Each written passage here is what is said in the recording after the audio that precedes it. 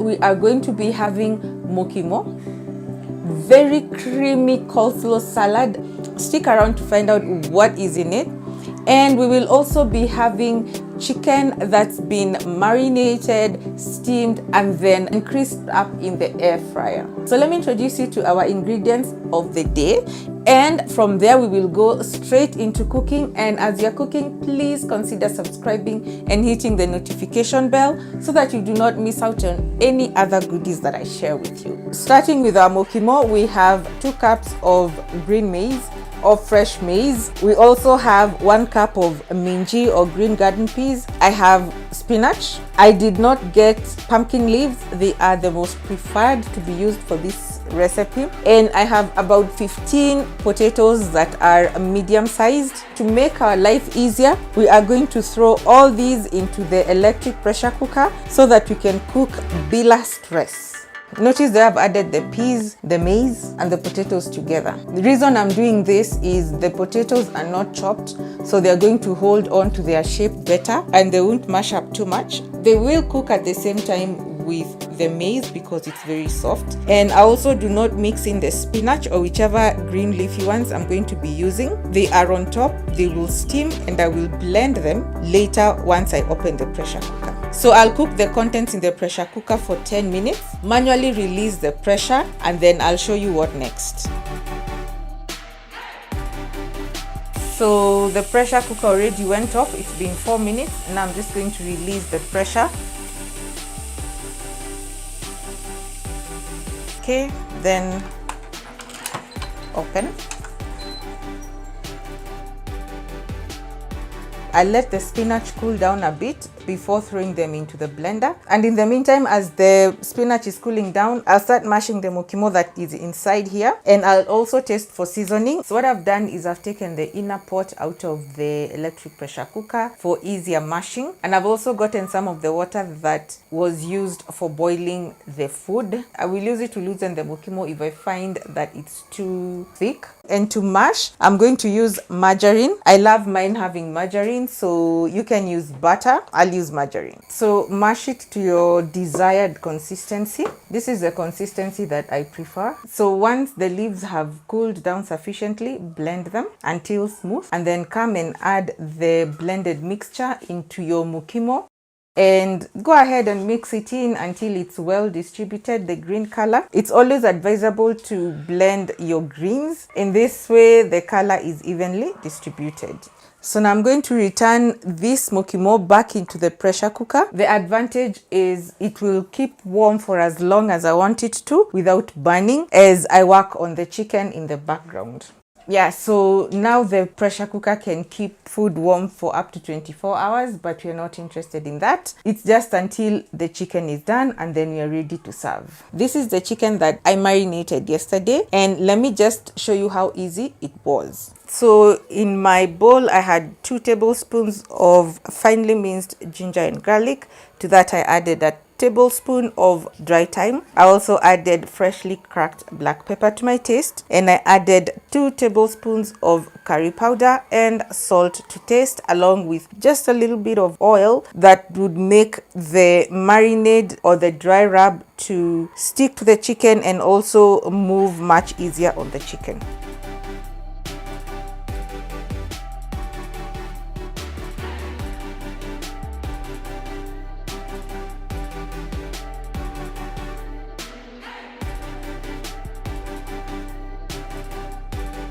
And then I came and applied the marinade under the skin, inside the chicken cavity, on the skin, and then covered it in cling wrap and put it in the fridge overnight for 24 hours.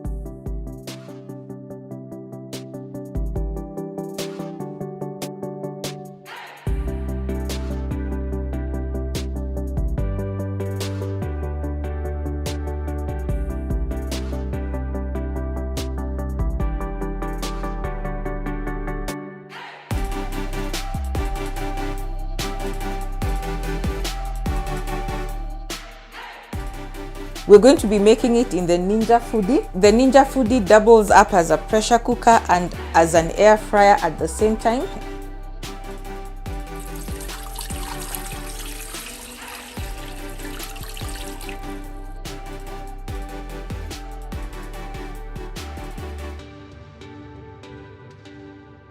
And that's how the chicken looks in there. So I've decided to tie up the legs of the chicken because I felt like it was just spread out too much.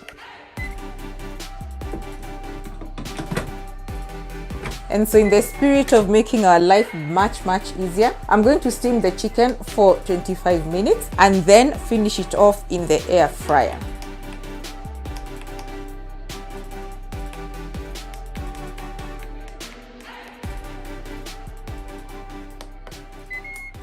That is the lid that we are going to use to air fry the chicken until the skin frazzles and the chicken will become what we describe as tender crisp. So now the chicken is done. I'm going to do manual pressure release very quickly.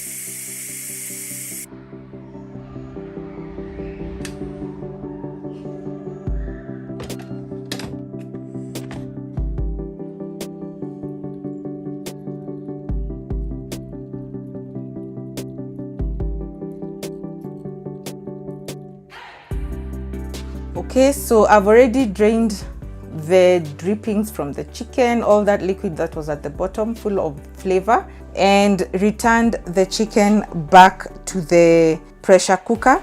And as you can see, it's been 15 minutes since it went off. So what I'll do is just cancel this function that's going on here, and I am going to set it to the air frying function.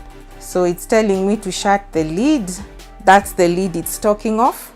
So I've gone ahead and shut the lid and it's accepted that function. So I'm going to do it very quickly at 200°C, and I'll set it for about 15 minutes so that it can crisp faster. However, you can do it at 180 as well if you're not really in a hurry. So let me start that, and I'll be turning the chicken over halfway through. So this is the coleslaw that will be served with our dish. It's been in the fridge for 24 hours, and let me show you how easy it was to make it and make it all come together. 1 medium-sized onion, 3 carrots, half a cup shredded coconut, half a cup mixture of sultanas and golden raisin, 1 small red cabbage, 1 Granny Smith apple, half a white cabbage, salt to taste, 1 tablespoon of honey or a sweetener of your choice, 1 tablespoon Dijon mustard, a half cup of natural yogurt, 150 ml of sour cream, 1 tablespoon apple cider vinegar, and 1 teaspoon white pepper.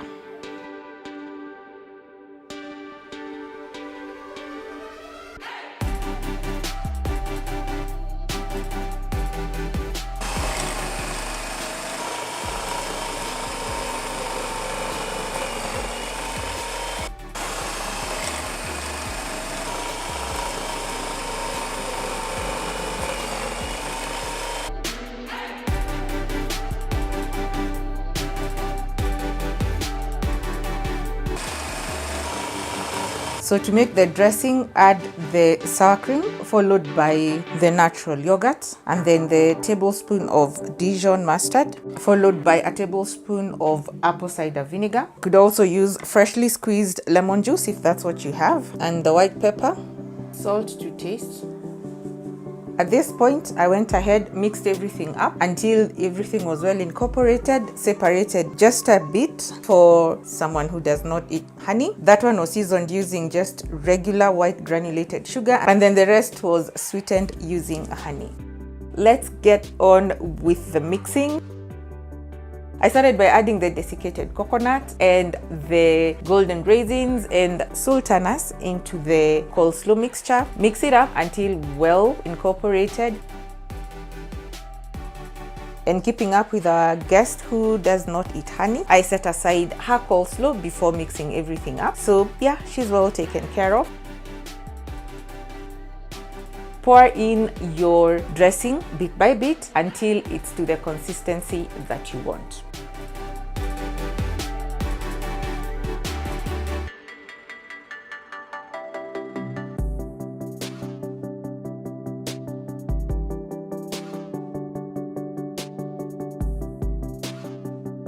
So after mixing everything, this is the consistency I was going for. If you want it lighter, by all means, reduce on the dressing. If you want it more creamier, add your dressing. I covered this in cling wrap, put it in the refrigerator overnight so that all the flavors blended, and it was fantastic.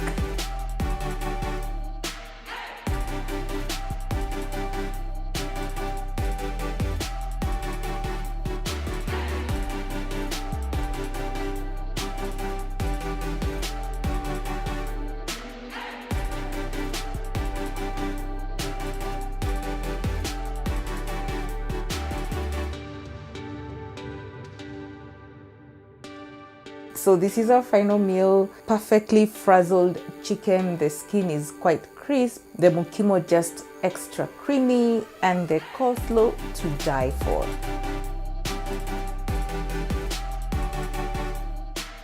Thank you so much for having stayed with me. It's been nice having you, not talking to myself. And until next time, please keep it Jikoni magic, and bye-bye.